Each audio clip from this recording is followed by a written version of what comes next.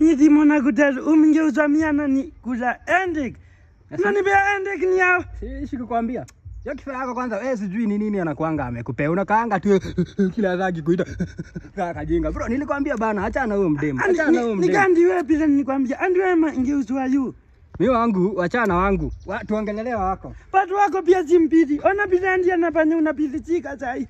Ulikuwa na kamwili. Ona bila umeiza.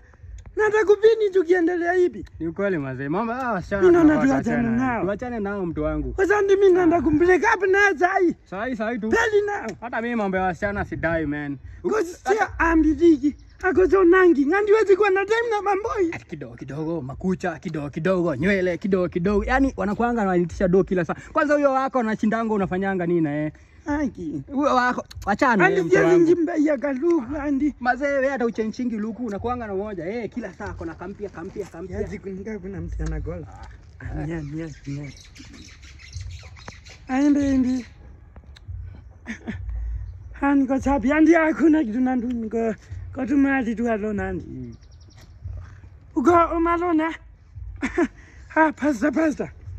Kwani tumeongea nini bro? Si tumesema hapa tunaenda kuachana na wasichana. Ameniambia kwa umalona acha nikimbia hapo. Hapana, wewe fanya hivi bro. Basi ende uachane naye leo. Umwambie huyo mdemu unafaa uachane naye. Wewe wajana wako? Unanjua ndoa ni ayu. Fanya hivi buda. Wacha tufanye hivi. Hata mimi nimeenda kwa wangu. Ikiwa tunaongea. Lazima niambie unaachana. Mimi sinaenda kuachana naye. Wewe tumeenda kumbaia chocolate. Mtu na ndoa yake. Na jina pigi mzuri, nataka kuniambia ndoa.